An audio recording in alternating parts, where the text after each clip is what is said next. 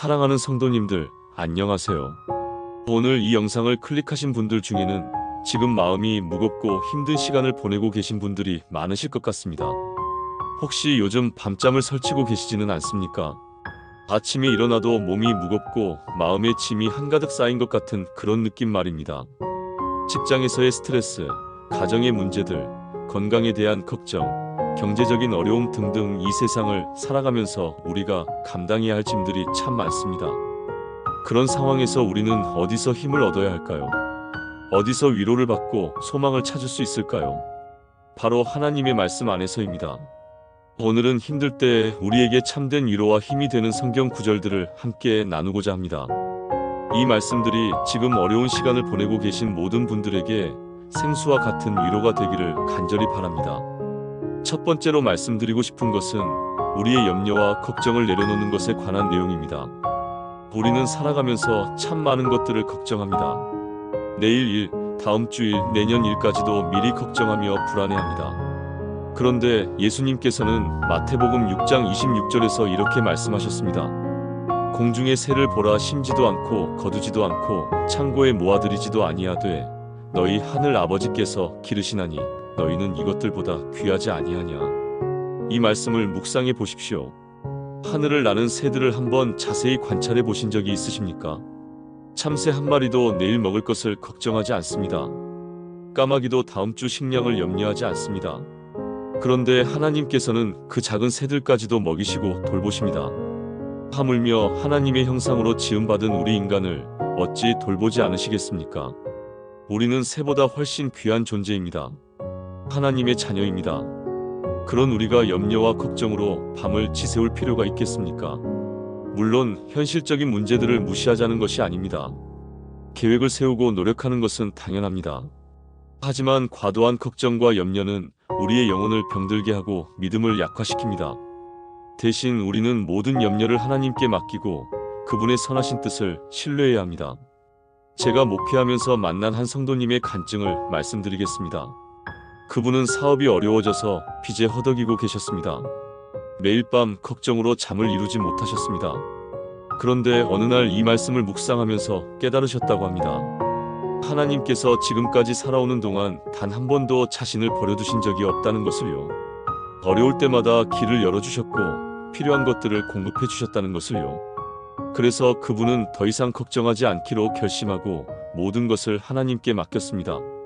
그리고 최선을 다해 노력했습니다. 결과적으로 사업이 회복되었고 지금은 더욱 견고한 믿음 위에 서 계십니다. 사랑하는 성도님들, 우리의 하나님은 신실하신 분입니다. 우리를 사랑하시고 우리의 필요를 아시는 분입니다. 그러므로 모든 염려를 그분께 맡기고 평안을 누리시기 바랍니다. 두 번째로 말씀드릴 내용은 시험과 어려움 가운데서도 소망을 잃지 않는 것입니다. 인생을 살다 보면 예상치 못한 어려움들이 갑자기 닥쳐올 때가 있습니다.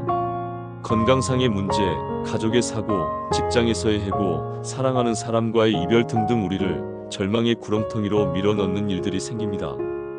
그런 상황에서 우리는 로마서 8장 28절의 말씀을 기억해야 합니다. 우리가 알거니와 하나님을 사랑하는 자 곧 그의 뜻대로 부르심을 입은 자들에게는 모든 것이 합력하여 선을 이루느니라.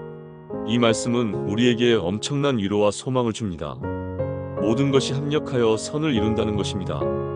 좋은 일만이 아니라 나쁘게 보이는 일들까지도 하나님의 손 안에서 선을 위해 사용되신다는 뜻입니다. 우리는 지금 당장 이해할 수 없는 일들이 많습니다. 왜 이런 고통이 와야 하는지, 왜 이런 시험이 필요한지 알 수 없을 때가 많습니다. 하지만 하나님께서는 우리가 보지 못하는 더 큰 그림을 그리고 계십니다. 우리의 인생을 통해 더욱 아름다운 작품을 만들어가고 계십니다. 구약시대의 요셉의 이야기를 생각해 보십시오. 형들에게 팔려서 이집트로 끌려가고 억울하게 감옥에 갇히는 등 정말 힘든 시간을 보냈습니다. 그 당시에는 왜 이런 일들이 일어나는지 이해할 수 없었을 것입니다. 하지만 나중에 이집트의 총리가 되어 가족들을 기근에서 구원할 수 있게 되었을 때 비로소 하나님의 계획을 깨달았습니다. 그래서 그는 형들에게 이렇게 말했습니다. 당신들은 나를 해하려 하였으나 하나님은 그것을 선으로 바꾸사 오늘과 같이 많은 백성의 생명을 구원하게 하시려 하셨나니 이것이 바로 모든 것이 합력하여 선을 이루는 하나님의 역사입니다. 우리가 지금 겪고 있는 어려움들도 마찬가지입니다. 하나님께서는 이 모든 것들을 통해 우리를 더욱 성숙하게 하시고 더 큰 축복으로 인도하고 계십니다. 그러므로 현재의 고통에만 매몰되지 말고 하나님의 선하신 계획을 신뢰하시기 바랍니다. 제가 알고 있는 한 성도님은 갑자기 암 진단을 받으셨습니다. 처음에는 절망에 빠져 계셨습니다. 하지만 투병 과정에서 하나님을 더욱 깊이 의지하게 되셨고 가족들과의 관계도 더욱 돈독해졌습니다. 그리고 같은 병으로 고생하는 다른 환자들을 위로하고 격려하는 사역까지 하게 되셨습니다. 지금은 완치되어 건강을 되찾으셨는데 그분은 이렇게 말씀하십니다. 암에 걸린 것이 축복이었다고 말입니다. 그 시간을 통해 진정한 삶의 의미를 깨닫고 하나님과 더욱 깊은 관계를 맺게 되었다고 하십니다. 이것이 바로 모든 것이 합력하여 선을 이루는 하나님의 역사입니다. 사랑하는 성도님들, 지금 어려운 상황 가운데 계신다면 절망하지 마십시오. 하나님께서는 여러분을 통해 아름다운 일들을 계획하고 계십니다. 세 번째로 말씀드리고 싶은 것은 우리의 연약함을 인정하고 하나님의 능력을 의지하는 것입니다. 우리는 종종 스스로 강한 척하려고 합니다. 모든 것을 혼자 해결하려고 하고 누구에게도 도움을 요청하지 않으려고 합니다. 특히 우리 한국 사람들은 더욱 그런 성향이 강한 것 같습니다. 하지만 바울 사도는 고린도후서 12장 9절에서 이런 놀라운 고백을 합니다. 그가 내게 이르시기를 내 은혜가 내게 족하도다 이는 내 능력이 약한 데서 온전하여짐이라 하신지라. 그러므로 도리어 나의 약함들을 자랑하리니 이는 그리스도의 능력이 내게 머물게 하려 함이라. 바울은 자신의 약함을 숨기지 않았습니다. 오히려 자랑했습니다. 왜냐하면 자신이 약할 때 하나님의 능력이 더욱 분명히 나타나기 때문입니다. 우리가 연약함을 인정할 때 하나님께서 역사하실 공간이 생깁니다. 우리가 모든 것을 다 할 수 있다고 생각할 때는 하나님을 의지할 필요를 느끼지 못합니다. 하지만 우리의 한계를 깨달을 때 비로소 하나님께 간절히 매달리게 됩니다. 그리고 그때 하나님의 놀라운 능력을 경험하게 됩니다. 성경을 보면 하나님께서 사용하신 사람들은 대부분 연약한 사람들이었습니다. 모세는 말을 더듬었고 기드온은 겁이 많았습니다. 다윗은 어린 목동이었고 베드로는 성격이 급했습니다. 하지만 하나님께서는 이런 연약한 사람들을 통해 놀라운 일들을 행하셨습니다. 왜냐하면 그들이 자신의 연약함을 인정하고 하나님만을 의지했기 때문입니다. 현대를 살아가는 우리도 마찬가지입니다. 우리에게는 감당하기 어려운 문제들이 많습니다. 자녀 교육 문제, 부부관계, 직장에서의 인간관계, 건강 문제 등등 우리의 능력으로는 해결할 수 없는 것들이 참 많습니다. 그런 상황에서 우리는 두 가지 선택을 할 수 있습니다. 혼자 끙끙대며 스트레스 받을 것인가, 아니면 겸손히 하나님께 도움을 요청할 것인가. 저는 후자를 선택하시기를 권합니다. 우리의 연약함을 부끄러워하지 말고 오히려 그것을 통해 하나님의 능력을 경험하는 기회로 삼으시기 바랍니다. 예전에 제가 만난 한 목사님의 이야기를 들려드리겠습니다. 그분은 처음 목회를 시작할 때 모든 것을 완벽하게 하려고 하셨답니다. 설교 준비, 신방, 상담, 교회 행정까지 혼자서 다 감당하려고 하셨습니다. 하지만 몇 년 후 번아웃이 와서 쓰러지게 되었습니다. 그때 비로소 자신의 연약함을 깨달으셨습니다. 그리고 모든 것을 주님께 맡기고 성도들과 함께 사역하기 시작하셨습니다. 결과적으로 교회는 더욱 건강하게 성장했고 그분 자신도 더욱 행복한 목회를 하게 되셨습니다. 이것이 바로 약한 데서 온전하여지는 하나님의 능력입니다. 사랑하는 성도님들, 여러분도 혼자 모든 것을 감당하려고 하지 마시기 바랍니다. 우리의 연약함을 인정하고 하나님의 능력을 의지할 때 진정한 평안과 기쁨을 누릴 수 있습니다. 네 번째로 마지막으로 말씀드리고 싶은 것은 우리를 향한 하나님의 변치 않는 사랑에 관한 것입니다. 때로 우리는 자신이 하나님께 버림받았다는 생각이 들 때가 있습니다. 기도해도 응답이 없는 것 같고 어려움이 계속될 때 정말 하나님이 나를 사랑하시는지 의심이 들기도 합니다. 하지만 로마서 8장 38절과 39절에서 바울은 이렇게 확신에 찬 고백을 합니다.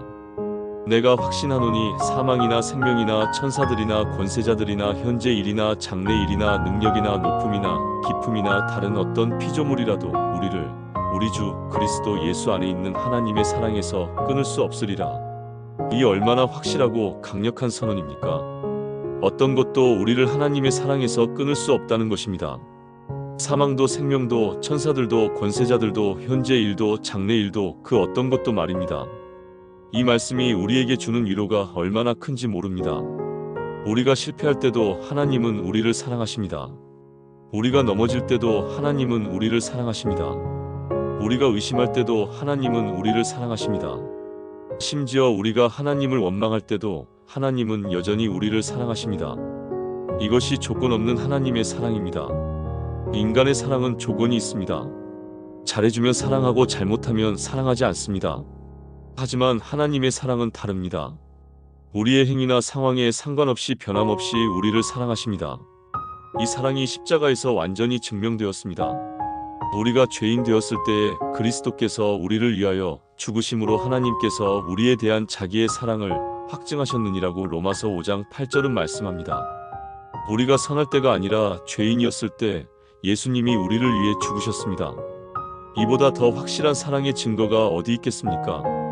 그러므로 우리는 어떤 상황에서도 하나님의 사랑을 의심해서는 안 됩니다. 지금 당장 이해할 수 없는 일들이 일어나도 하나님은 여전히 우리를 사랑하고 계십니다. 우리를 향한 하나님의 계획은 선하고 아름답습니다. 예레미야 29장 11절에서 하나님께서는 이렇게 약속하셨습니다. 여호와의 말씀이니라 너희를 향한 나의 생각을 내가 아나니 평안이요 재앙이 아니니라 너희에게 미래와 희망을 주는 것이니라. 하나님의 생각은 우리를 해치려는 것이 아니라 평안을 주시려는 것입니다.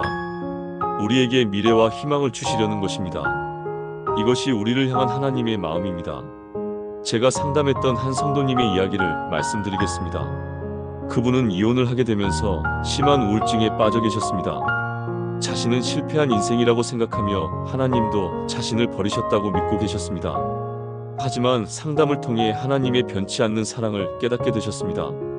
하나님은 그분의 실패에도 불구하고 여전히 사랑하고 계신다는 것을요. 그리고 새로운 시작을 위한 계획을 가지고 계신다는 것을요. 지금 그분은 완전히 회복되어 다른 상처받은 사람들을 돕는 사역을 하고 계십니다. 이전의 아픔이 오히려 다른 사람들을 위로하는 도구가 된 것입니다. 이것이 바로 우리를 향한 하나님의 변치 않는 사랑의 결과입니다. 사랑하는 성도님들, 여러분이 지금 어떤 상황에 있든지 한 가지는 확실합니다. 하나님께서는 여러분을 사랑하고 계십니다. 그 사랑은 어떤 것으로도 끊을 수 없는 영원한 사랑입니다. 이 확신 속에서 평안을 누리시기 바랍니다. 사랑하는 믿음의 가족들, 오늘 우리가 함께 나눈 4가지 말씀을 다시 한번 정리해 보겠습니다. 첫 번째는 염려를 내려놓고 하나님을 신뢰하는 것이었습니다. 공중의 새도 기르시는 하나님께서 우리를 어찌 돌보지 않으시겠습니까? 두 번째는 모든 것이 합력하여 선을 이룬다는 소망을 갖는 것이었습니다. 지금의 어려움도 하나님의 선하신 계획 안에 있습니다. 세 번째는 우리의 연약함을 인정하고 하나님의 능력을 의지하는 것이었습니다. 약한 데서 하나님의 능력이 온전히 나타납니다. 네 번째는 우리를 향한 하나님의 변치 않는 사랑을 믿는 것이었습니다. 어떤 것도 우리를 그 사랑에서 끊을 수 없습니다. 이 4가지 진리가 여러분의 마음속에 깊이 새겨지기를 바랍니다. 그리고 힘든 순간마다 이 말씀들을 기억하시기 바랍니다. 혹시 오늘 이 말씀이 여러분에게 위로가 되셨다면 좋아요 버튼을 눌러주시고 댓글로 여러분의 기도 제목이나 간증을 나눠주십시오. 저희가 함께 기도하며 응원하겠습니다. 그리고 이런 말씀이 필요한 다른 분들이 계시다면 이 영상을 공유해 주시기 바랍니다. 하나님의 위로가 더 많은 분들에게 전해지기를 소망합니다. 사랑하는 성도님들, 힘든 시간이 영원히 계속되지는 않습니다.